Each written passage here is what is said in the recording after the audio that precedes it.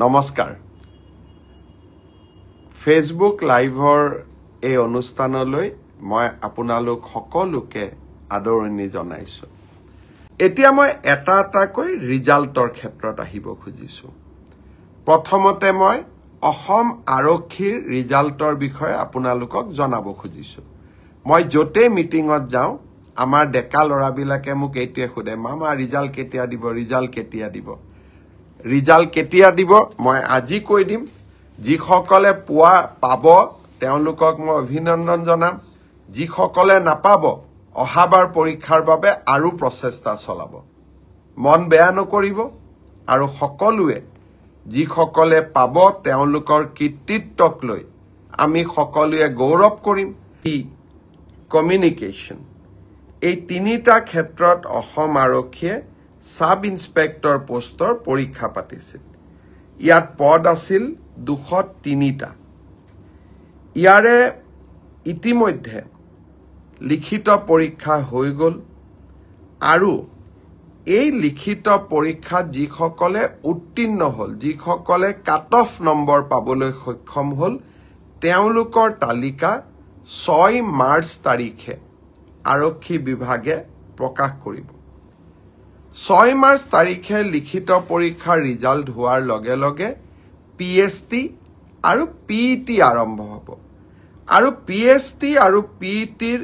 admit card আপোনালোকে 9 মাৰ্চত download কৰিব পাৰিব আৰু পিএছটি আৰু পিইটি 17 মাৰ্চৰ পৰা আৰম্ভ হ'ব এয়া হল অসম পুলিচৰ সাব ইন্সপেক্টৰ ইউবি এবি আৰু কমিউনিকেশ্যন ইয়াৰ বাবে যি পৰীক্ষা হৈছিল ইয়াৰ পিছত আমাৰ এটা ডাঙৰ পৰীক্ষা হৈছিল constable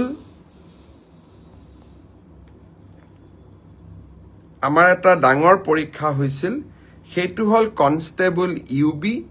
constable AB constable communication আৰু sub officer fire and emergency service কনষ্টেবলৰ ইউবিত পোষ্ট আছিল 1760টা কনষ্টেবল এবিত পোষ্ট আছিল 2301টা কনষ্টেবল কমিউনিকেশ্যনত পোষ্ট আছিল 466টা আৰু সাব অফিচাৰ ফায়াৰ সাৰ্ভিসত পোষ্ট আছিল মাত্ৰ এটা এই গোটেই পৰীক্ষাটোৰ ইতিমধ্যে পিএছটি আৰু পিইটি কমপ্লিট হল এই পৰীক্ষাটোৰ যিসকলে পিএছটি পিইটিত কোন পাছ কৰিলে ইয়াৰে ৰিজাল্ট অসম আৰক্ষীয়ে 12 মাৰ্চ তাৰিখে ঘোষণা কৰিব অৰ্থাৎ কনষ্টেবল ইউবি এবিৰ পৰীক্ষাৰ প্ৰথম ৰিজাল্ট 12 মাৰ্চ তাৰিখে প্ৰকাশিত হ'ব ইয়াৰ পিছত আপোনালোকে নিজেও জানে যে এটা লিখিত পৰীক্ষাত আমি অৱতীৰ্ণ হ'ব লাগিব আৰু এই লিখিত পৰীক্ষাটিৰ বাবে যিসকলে কাট অফ মাৰ্ক পাবলৈ সক্ষম হ'ব তেওঁলোকে এডমিট কাৰ্ড 17 মাৰ্চৰ পৰা ডাউনলোড কৰিব পাৰিব আৰু ফাইনেলি এবি ইউবিৰ ৰিটেন টেষ্ট 23 মাৰ্চত অনুষ্ঠিত হ'ব ইয়াৰ পিছত অসম আৰক্ষীত ড্ৰাইভাৰৰ 667টা পোষ্টৰ বাবে পিএছটি আৰু পিইটি অনুষ্ঠিত হৈছিল এই ড্ৰাইভাৰৰো পিএছটি পিইটিৰ পৰীক্ষাৰ ৰিজাল্ট অহা পৰহি দিনাখন অৰ্থাৎ 4 মাৰ্চ তাৰিখে অসম আৰক্ষীয়ে ঘোষণা কৰিব ইয়াৰ পিছত স্বাভাৱিকভাৱে ড্ৰাইভিং টেষ্ট হ'ব আৰু ড্ৰাইভিং টেষ্টৰ পৰীক্ষাৰ বাবে এডমিট কাৰ্ডো 4 তাৰিখৰ পৰা লাভ কৰিব পাৰিব আৰু written test driving test written পিছত হ'ব প্ৰথমতে ড্ৰাইভিং হ'ব ড্ৰাইভিং টেষ্ট 10 মাৰ্চত পৰা অনুষ্ঠিত হ'ব অৰ্থাৎ 4 তাৰিখে পিএছটি পিইটি ৰিজাল্ট দিব এডমিট কাৰ্ডো 4 তাৰিখে দিব আৰু 10 মাৰ্চৰ পৰা ড্ৰাইভিং টেষ্ট হ'ব আৰু ফাইনেলি ইয়াৰ পিছত এটা লিখিত পৰীক্ষাটো আমি এপিয়াৰ কৰিব লাগিব এতিয়া মই আহিছো কনষ্টেবল ABCDO অৰ্থাৎ কমান্ডো বেটেলিয়ন এই ক্ষেত্ৰত ইয়াত পোষ্ট খুব কম আছিল মাত্ৰ 164টা পোষ্ট আছিল 164 কাৰণ কমান্ডো বেটেলিয়ন বিলাক নতুন বেটেলিয়ন ইয়াত ভ্যাকেন্সি অহাৰ এতিয়া প্ৰশ্নটো বহুত কম কমান্ডো বেটেলিয়নৰ ৰিজাল্ট আমি আমাৰ কাট অফ মাৰ্কস যেটো PST আৰু PET যেটো কাট অফ মাৰ্ক তাক আমি 27 মাৰ্চ তাৰিখে ঘোষণা কৰিম অৰ্থাৎ কমান্ডো বেটেলিয়নৰ 164 পদৰ বিপৰীতে আমাৰ যি ৰিজাল্ট হ'ব কাট অফ মাৰ্কস এনাউন্স হ'ব 27 মাৰ্চ তাৰ পিছত এডমিট কাৰ্ড আহিব 1 এপ্ৰিল তাৰিখে আৰু সাইকোমেট্ৰিক টেষ্ট 8 এপ্ৰিলৰ পৰা অনুষ্ঠিত হ'ব আমাৰ গ্ৰেড 4 অসম আৰক্ষীত 258টা পোষ্টৰ বাবে অনুষ্ঠিত হৈছিল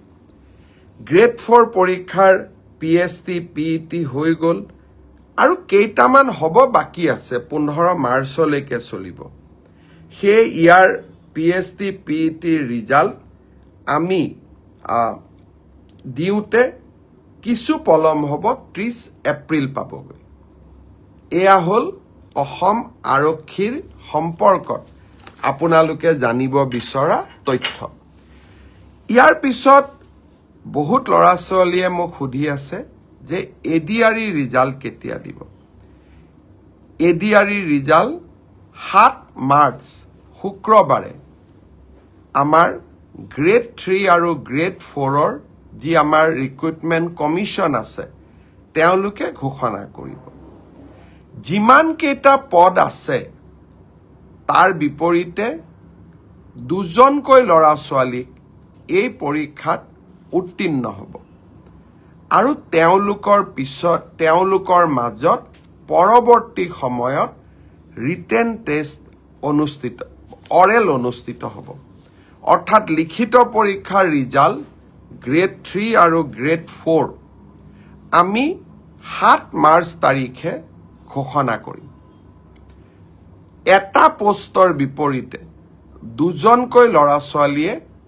এই লিখিত পৰীক্ষাত উত্তীৰ্ণ হ'ব শেষৰ নম্বৰটোত যদি বেছি লৰা ছোৱালীয়ে একেটা নম্বৰে পায় তেতিয়ালে হয়তো 3000 পোষ্টৰ বিপৰীতে মই ধৰি লব কৈছো 6000 লৰা ছোৱালী পাস কৰিব লাগে কিন্তু একেটা নম্বৰ যদি বহু পৰীক্ষাৰ্থীয়ে লাভ কৰে তেতিয়া হলে একে নম্বৰ পোৱা লৰা ছোৱালী সকলেও পৰীক্ষাটো ডেফিনেটলি পাস কৰিব অৰ্থাৎ আমি যদি ধৰি লও 50 যে কাট অফ মাৰ্ক কিন্তু 50 যদি 50 জন লৰাই নম্বৰ পাইছে তেতিয়ালে 50 জন লৰায়ে লিখিত পৰীক্ষাত পাস কৰিব গতিকে 1:2 বুলি কলেও 1:2 একেবাৰে গ্ৰামাটিক্যাল সেন্সত নহব হয়তো দুজন চাৰিজন লৰা ছোৱালীয়ে বেছিকৈ পাস কৰিব